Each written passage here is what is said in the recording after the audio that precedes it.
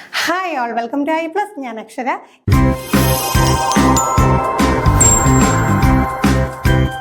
കേറ്ററ്റ് seat എക്സാമിനേഷൻസിനൊക്കെയുള്ള English pedagogy questions നമ്മൾ discuss ചെയ്യുന്നുണ്ടായിരുന്നു.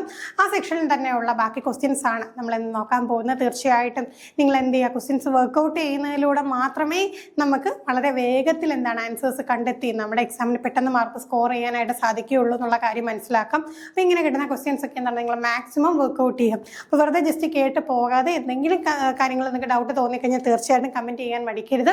നമുക്ക് ആദ്യത്തെ ചോദ്യത്തിലേക്ക് കടക്കാം. While reading for comprehension, we understand that some pairs are examples of homograph.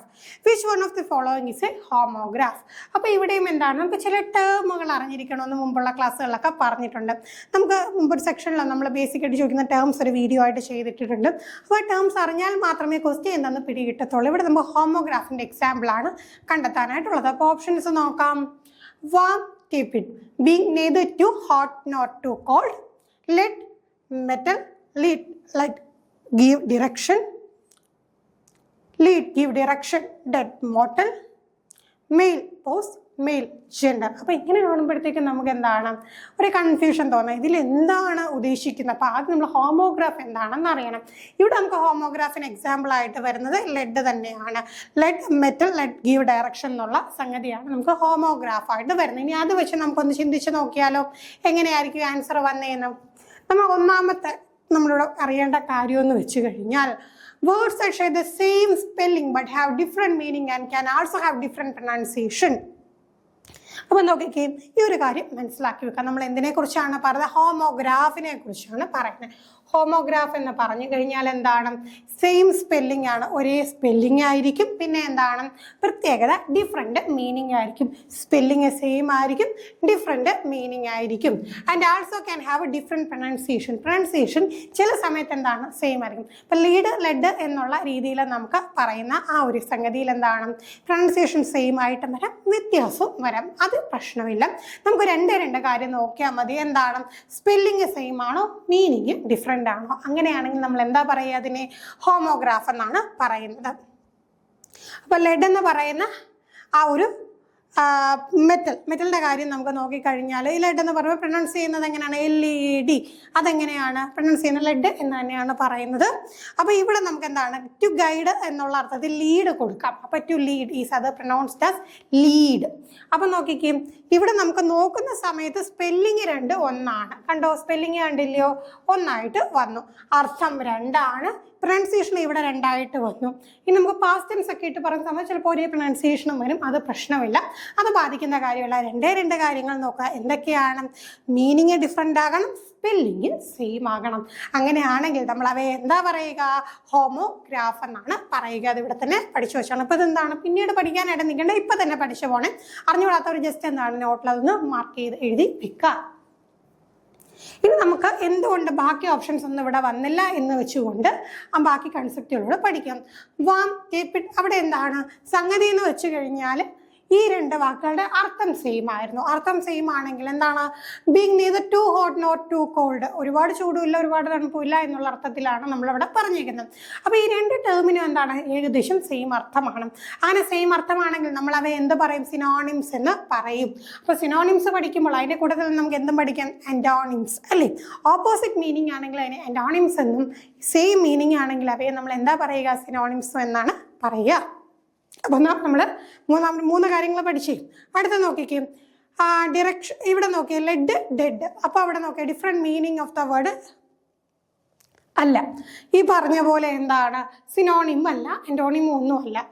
Antonym എന്നുള്ള ബന്ധം വെച്ചാൽ നേരെ ഓപ്പോസിറ്റ് വരണം. ഇവിടെ എന്താണ്, ഓപ്പോസിറ്റും അല്ല. പിന്നെ ആ കൂടെ നമുക്ക് ലെഡ്, ഡെഡ് എന്ന് കേൾക്കുമ്പോൾ എന്താണ്, ഒരുപോലെ റൈമിങ് ചെയ്യുന്ന പോലെ. നമ്മളിപ്പോൾ കവിതകളൊക്കെ പഠിക്കുമ്പോൾ റൈമിങ് വേർഡ്സ് പഠിക്കത്തില്ല, അതുപോലെ എന്താണ് ഒരുപോലെ ആ ഒരു സൗണ്ട് വരുന്ന രീതിയിലുള്ള ഓപ്ഷനായിരുന്നു.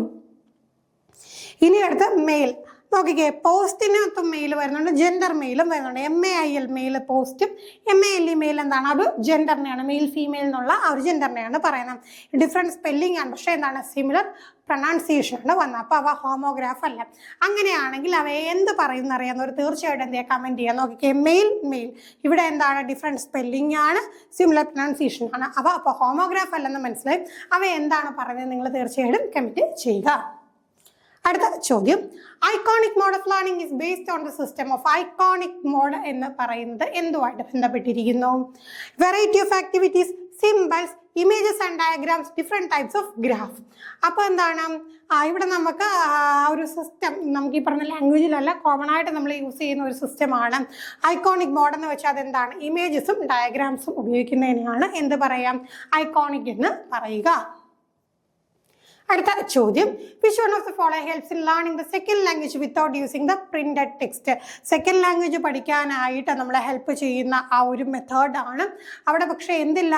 പ്രിന്റഡ് ടെക്സ്റ്റ് ഇല്ല, പ്രിന്റ് ചെയ്ത ടെക്സ്റ്റ് ഇല്ല. അത് സെക്കൻഡ് ലാംഗ്വേജ് പഠിക്കാൻ ഉപയോഗിക്കുന്ന മെത്തേഡ്. ഓപ്ഷൻസ് നോക്കാം. Natural approach, language immersion, grammar translation method, situational approach. അപ്പം നോക്കിക്കുക, നമുക്ക് സെക്കൻഡ് ലാംഗ്വേജ് പഠിക്കാനായിട്ട് എപ്പോഴും എന്താണ്, സെക്കൻഡ് ലാംഗ്വേജ് നമുക്ക് പഠിക്കേണ്ടി വരും, ലേൺ ചെയ്യേണ്ടി വരും. ഫസ്റ്റ് ലാംഗ്വേജ് നമുക്ക് പഠിക്കണോ? വേണ്ട. അത് നമ്മൾ എന്താ അക്വയർ ചെയ്യുകയാണ് ചെയ്യുന്നത്. നമ്മൾ അത് ഒരിക്കലും എന്താണ് കോൺഷ്യസ് എഫേർട്ട് ഇടാതെ തന്നെ അൺകോൺഷ്യസ് ആയിട്ടാണ് നമ്മൾ എന്ത് ചെയ്യുക, നമ്മുടെ ലാംഗ്വേജ് 1 അല്ലെങ്കിൽ നമ്മുടെ ഫസ്റ്റ് ലാംഗ്വേജ് അല്ലെങ്കിൽ നേറ്റീവ് ലാംഗ്വേജ് നമ്മൾ മനസ്സിലാക്കുന്നത്, അക്വയർ ചെയ്യുന്നത്. ഇവിടെ എന്താണ്, സെക്കൻഡ് ലാംഗ്വേജ് വരുമ്പോഴാണ് നമുക്ക് ലേണിംഗ് എന്ന് പറയുന്ന കൺസെപ്റ്റ് വരുന്നത്. പ്രിന്റഡ് ടെക്സ്റ്റ് ഇല്ല, സെക്കൻഡ് ലാംഗ്വേജ് പഠിക്കാം. അതിന് ഇവിടെ ഏറ്റവും നല്ല മെത്തേഡ് ഏതാണ്? ലാംഗ്വേജ് ഇമേർഷൻ ആണ്. ആ ഒരു ഭാഷയിൽ എന്താണ് മാക്സിമം നമ്മൾ അതുമായിട്ട് ഇടപഴകി വരുമ്പോൾ. ഉദാഹരണത്തിന് എന്താണ്, നമ്മൾ ആ ഒരു ഭാഷയെ ബന്ധപ്പെട്ട കുറേ കാര്യങ്ങൾ കേൾക്കുന്നു, നേറ്റീവ്സുമായിട്ട് സംസാരിക്കുന്നു, അങ്ങനെ ആ ഒരു ഭാഷയിൽ മുഴുകി വരുമ്പോഴത്തേക്ക് നമുക്ക് എന്താണ് പതിയെ ആ ഒരു സംഗതി പഠിക്കാനായിട്ട് സാധിക്കും. ഓക്കെ, കോൺഷ്യസ് എഫേർട്ട് ഇടാതെ തന്നെ പലപ്പോഴും എന്താണ് പല കാര്യങ്ങളും നമ്മൾ പഠിച്ചു പോകും. അപ്പം അതാണ് ലാംഗ്വേജ് ഇമേർഷൻ. അവിടെ നമുക്ക് ടെക്സ്റ്റിൻ്റെ ഒന്നും ആവശ്യം ഇല്ല.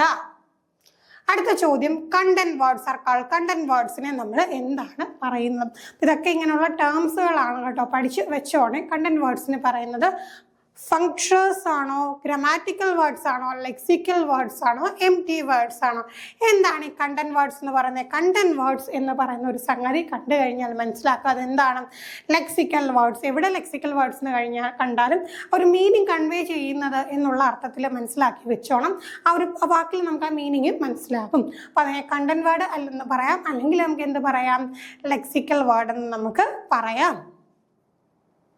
അടുത്ത sight word is vocabulary item.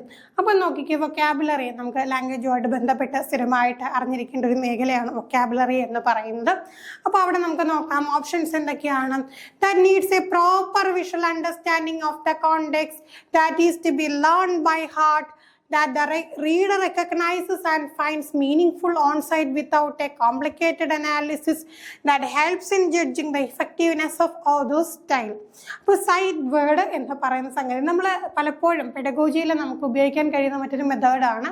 കുറച്ച് നമുക്ക് ലോജിക്ക് ഉപയോഗിച്ചുകൊണ്ട് നമുക്ക് എന്ത് ചെയ്യാൻ പറ്റും, കുറേ ഉത്തരങ്ങളൊക്കെ കണ്ടെത്താനായിട്ട് പറ്റും. അപ്പോൾ അതിനൊക്കെ നമ്മൾ എന്താണ് ശ്രമിച്ച് നോക്കണം. അപ്പോൾ നമുക്കൊരു സൈറ്റ് വേർഡ്, ആ 2 വാക്കുകൾ വെച്ചിട്ട് നമുക്ക് ഉത്തരം കണ്ടുപിടിക്കാൻ പറ്റുമെന്നൊന്ന് നോക്കാം. Proper visual understanding of the context. ആ കോണ്ടെക്സ്റ്റിന് വിഷ്വലി നമുക്ക് മനസ്സിലാക്കാൻ കഴിയണമെന്നാണ് ഒന്നാമത്തെ ഓപ്ഷൻ. രണ്ടാമത്തെ എന്താണ്, that is to be learn by heart. By heart ലേണിന് നമ്മളൊരു വാക്ക് ഓൾറെഡി പറഞ്ഞിട്ടുണ്ട്. എന്താണത്? അത് റോട്ട് ലേണിംഗ് ആണ്. ഈ പദം മറക്കാൻ പാടില്ല. റോട്ട് ലേണിംഗ് എന്താ? കാണാപ്പാഠം പഠിക്കുക. കാരണം നമ്മുടെ പരീക്ഷാ പേപ്പറിൽ ഇപ്പോൾ ലാംഗ്വേജ് ഏരിയയിലാണെങ്കിലും അല്ലെങ്കിൽ സൈക്കോളജിയിലാണെങ്കിലും ഒക്കെ സ്ഥിരം കാണുന്ന ഒരു സംഗതിയാണ് റോട്ട് ലേണിംഗ്. അതിനെ നമ്മൾ പ്രോത്സാഹിപ്പിക്കണോ വേണ്ടായോ? വേണ്ട. നമ്മുടെ പുതിയ പെഡഗോജിക്കൽ അപ്രോച്ച് വെച്ചിട്ട്, നമ്മുടെ പുതിയ പെഡഗോജിക്കൽ അപ്രോച്ച് എപ്പോഴും എങ്ങനെയാണ്? ചൈൽഡ് സെൻറ്റേർഡ് ആണ്. ചൈൽഡ് സെൻറ്റേർഡ് അപ്രോച്ചിൽ കുട്ടി എങ്ങനെ ചെയ്യണം? ആക്ടിവിറ്റി ബേസ്ഡ് ആയിട്ട് പഠിക്കണം, അല്ലേ? സ്വയം കാര്യങ്ങൾ കണ്ടെത്തി പഠിക്കണം. അങ്ങനെ വരുമ്പോൾ കാണാപ്പാഠം പഠിക്കുന്ന പരിപാടി ഉണ്ടോ? ഇല്ല. ആ ഒരു രീതിക്ക് എന്താണ് നമ്മളൊരു അറുതി വരുത്തിയിട്ടുണ്ട്. ആ ഒരു പരിപാടി ഇപ്പം ഇല്ല.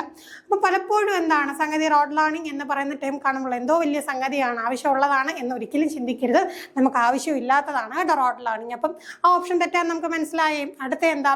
The reader recognise and finds meaningful on sight without a complicated analysis.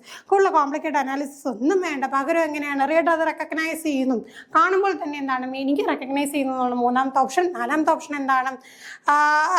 Help in judging the effectiveness of the author style. ഓതറിന്റെ സ്റ്റൈലിൽ ജഡ്ജ് ചെയ്യണം. അപ്പം അതെന്തായാലും വരത്തില്ലല്ലോ.